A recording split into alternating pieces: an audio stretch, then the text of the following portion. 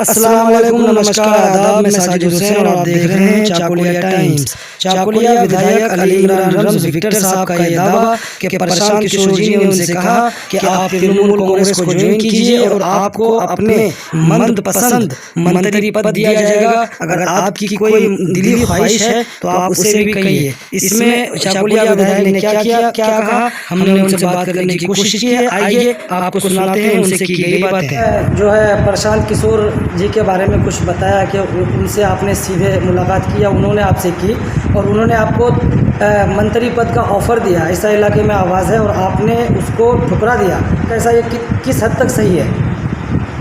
ये 100% सही है कि पीके की टीम लगातार कई हफ्तों से मेरे साथ बात कर रही थी कि अलग अलग नंबर से कि प्रशांत किशोर आपसे बात करना चाहते हैं।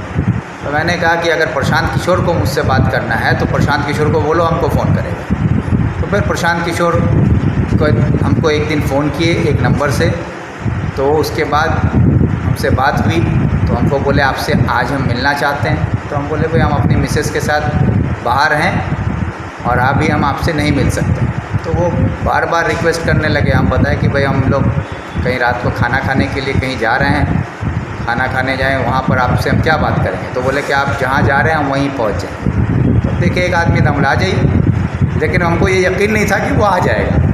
लेकिन जब वहाँ पहुँचे तो थोड़ी देर बाद एक व्हाट्सएप नंबर से फ़ोन आया, जो व्हाट्सएप नंबर अभी भी मेरे पास, हम उसको प्रशांत किशोर के नाम से सेव करके रखे हैं अपने मोबाइल में। दिन तारीख कितनी बार बात हुआ वो भी रिकॉर्ड भी मेरे पास है। तो प्रशांत किशोर का एक व्हाट्सएप कॉल आया, वो बोले कि प्रशांत किशोर स्पीकिंग।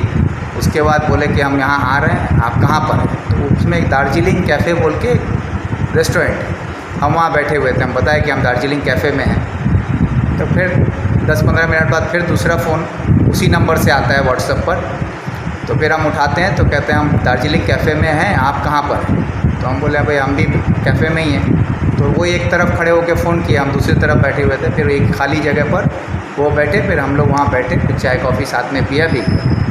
वो हमको तृणमूल में आने की बात बोले, मंत्री दिया जाएगा आपको, 3 दफ्तर अपने पसंद का बताइए, उसमें से जो कोई एक दफ्तर आपको हम लोग दे देंगे, और आपका कोई कंडीशन हो, कोई मांग हो वो बताइए, वो हम लोग पूरा करेंगे। तो हम उनको बस इतना ही बोले कि भाई आप जो प्रस्ताव आज हमको दे रहे हैं, पिछले 10-11 साल में तृणमूल के नेता, मंत्री और नेत्री ममता बनर्जी के तरफ से मेरे पास ये प्रस्ताव बार बार आया है, 10 से 12 बार आ चुका है कि मिनिस्ट्री दिया जाएगा, लोकसभा का रायगंज का टिकट दिया जाएगा, 2014 में 18 में हमको हर तरह की सहूलियत दी जाएगी। लेकिन हम टीएमसी में नाम अगर लिखाना होता हम बहुत पहले अपना नाम दर्ज करा चुके होते। लेकिन भाई हम जिस पार्टी को करते हैं ये नेताजी सुभाष चंद्र बोस की पार्टी है। मेरे वालिद मरहूम रमज़ान साहब, मेरे चचा हफीज़ आलम सैरानी और हम लोग एक नीति आदर्श के साथ आवाम की खिदमत करते हैं। कुर्सी की लालच के लिए हम लोग सियासत नहीं करते हैं और ना ही ज़ाती तौर पर सियासत हमारा पेशा है। सियासत आवाम की खिदमत करने के लिए करते हैं और आवाम हमारे ऊपर भरोसा करता है। जिस भरोसे से लोगों ने हमको जिताया है, उनका भरोसा रखना, उनकी इज़्ज़त रखना मेरी ज़िम्मेदारी है। मेरी पार्टी हम पर भरोसा करती है, एक पहचान मिला है फॉरवर्ड ब्लॉक के नाम पर, उसकी इज़्ज़त रखना। इसलिए हम अपनी पार्टी के साथ गद्दारी नहीं कर सकते हैं, अपने आवाम के साथ हम गद्दारी नहीं कर सकते हैं। जिस इलाके के लोग आज भी तृणमूल के इस लहर में भी यहाँ फॉरवर्ड ब्लॉक के उम्मीदवार के तौर पर वामफ्रंट के सभी लोगों ने मिलकर मुझे जिताया है, उन सब का मैं शुक्रिया अदा करता हूँ और उनका भरोसा मेरे ऊपर है। तो ये मेरी ज़िम्मेदारी है कि मैं उनके साथ खड़ा रहूँ। इसलिए टीएमसी चाहे कोई भी लालच दे, उससे हमको कोई फ़र्क नहीं पड़ता। हम फॉरवर्ड ब्लॉक में थे, फॉरवर्ड ब्लॉक में हैं और फॉरवर्ड ब्लॉक में ही रहेंगे। एमएलए रहने से भी हम फॉरवर्ड ब्लॉक में रहें, एमएलए नहीं रहने से भी हम फॉरवर्ड ब्लॉक में ही रहेंगे। आखिरी इंसान अगर फॉरवर्ड ब्लॉक में बचेगा तो वो विक्टर बचेगा, ये भी हम यकीन दिलाते हैं। सर कई ऐसे नेता हमने इसी देश में देखे सर, जो मंत्री बनने के लिए बहुत कुछ अपना गंवा दिया, लेकिन आपको आपका मन चाहा दफ्तर मिलने की बात और उसको आप ठुकरा दिए सर। अरे इज़्ज़त देने वाला अल्लाह है और सियासत में किस ओहदे पर किसको बैठाया जाएगा इसका फ़ैसला आवाम करती है। और जो लोग किसी का हाथ पकड़कर कुर्सी पर बैठने के ख्वाहिशमंद हैं जो लोग, वो लोग कभी सियासत में नेता नहीं बन सकते।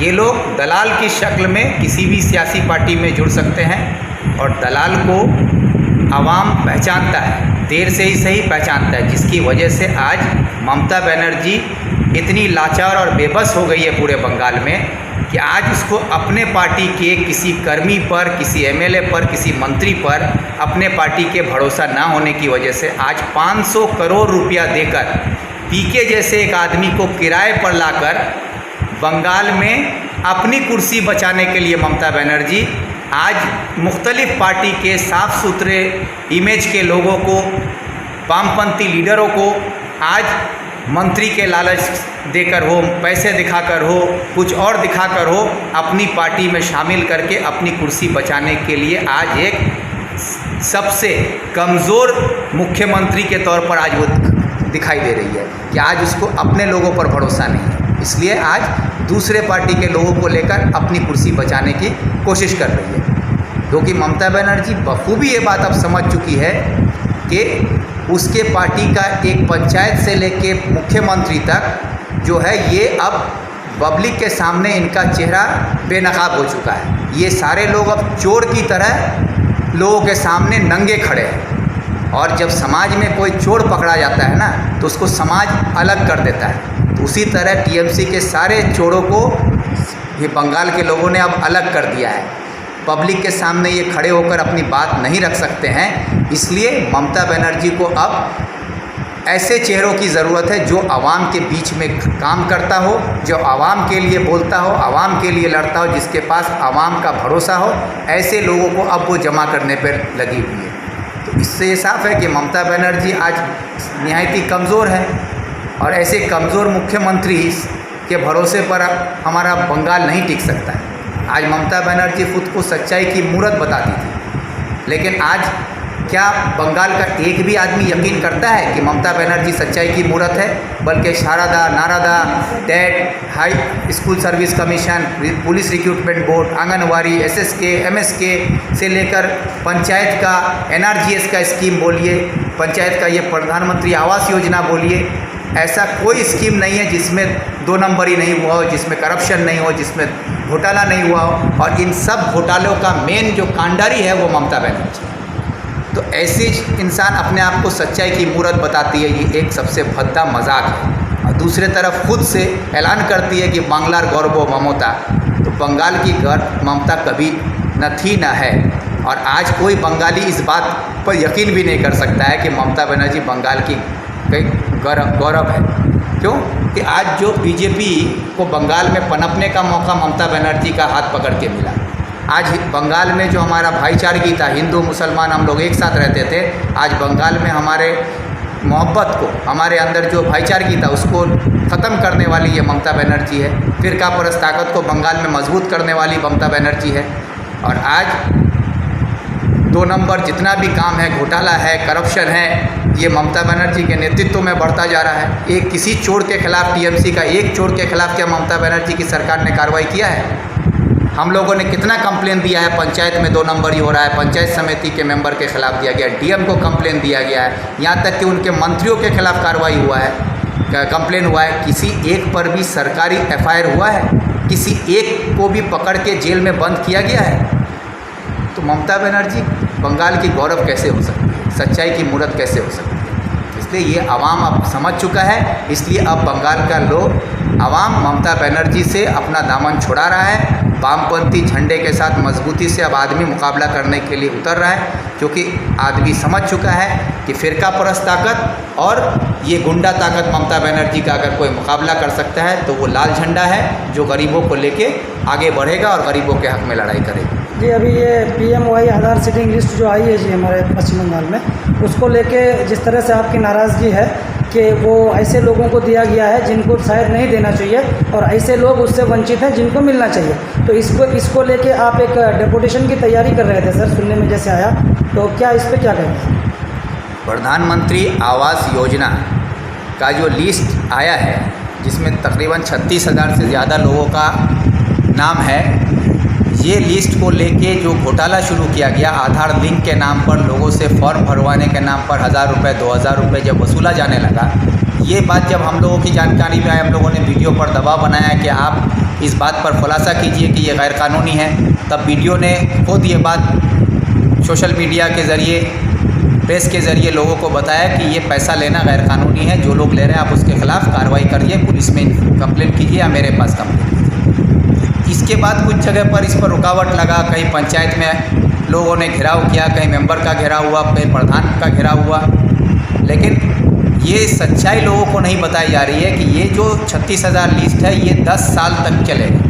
ये आज आपका आधार लिंक होगा, कल आपको घर मिलेगा, ऐसी बात नहीं है। ये 10 साल तक, अगला 2030 साल तक के लिए ये घर है, उसको तोड़ तोड़ के दिया जाएगा। और जिन लोगों का नाम लिस्ट में नहीं है, अब ये लोग ये कर रहे हैं कि उसका भी कागज़ लेके बोल रहे हैं तुम्हारा भी लिस्ट में घुसा देंगे। ये सरासर झूठ है, क्योंकि सरकारी ऑर्डर है कि जिनका नाम लिस्ट में नहीं है उनका नाम इस लिस्ट में दर्ज नहीं होगा, ये साफ बोल दिया गया है। इसीलिए हम लोगों का ये मांग है कि जो गरीब लोग हैं, जिनको इंदिरा आवास मिलना चाहिए, प्रधानमंत्री आवास योजना से घर मिलना चाहिए था, ऐसे लोगों का नाम इस लिस्ट में नहीं है। जो गरीब हैं, चाहे वो टीएमसी करने वाले गरीब हों, चाहे वो बीजेपी करने वाले गरीब हों, चाहे वामपंथी हो, चाहे कांग्रेस हो, जितने भी इलाके में गरीब हो, चाहे किसी भी पार्टी से हो, हर गरीब का हक है कि उसको ये घर मिलना चाहिए। लेकिन मौजूदा टीएमसी के पंचायत समिति, ज़िला परिषद और हुकूमत, इन लोगों ने मिलकर गरीबों का नाम इस्तेमाल किया है, फ़ोटो लगाया है गरीब आदमी के मकान का, और नाम और आधार लगाया है बड़े लोगों का, जिसके वजह से गरीबों को महरूम करके पैसा लेके अमीरों को घुसा दिया गया है। इसके खिलाफ़ हमारी लड़ाई है कि इसमें गरीबों का नाम होना चाहिए था। गरीबों का नाम क्यों नहीं है, इसका जवाब सरकार दे, और इन गरीबों का नाम इसमें कैसे दर्ज होगा उसका रास्ता सरकार को निकालना होगा, ताकि गरीबों को उसका इंसाफ मिले। ये लड़ाई हम लोग 9 तारीख को दोपहर के 1 बजे चकलिया से पार्टी ऑफिस से हमारा जुलूस निकलेगा, बीडीओ ऑफिस में हम लोग घेराव करेंगे, वहाँ बीडीओ से हमारा सवाल जवाब होगा, और सरकार के पास हमारा ये मैसेज जाएगा कि सरकार इस पर रास्ता निकाले, वरना ज़रूरत पड़ा तो हम लोग बीडीओ ऑफिस यहाँ बंद रखा जाएगा। अगर उस पर नहीं हुआ तो क्या ज़रूरत पड़ा तो बीडीओ ऑफिस के ज़रिए 11 ग्राम पंचायत में हम लोग ताला मारेंगे। बहुत बहुत शुक्रिया।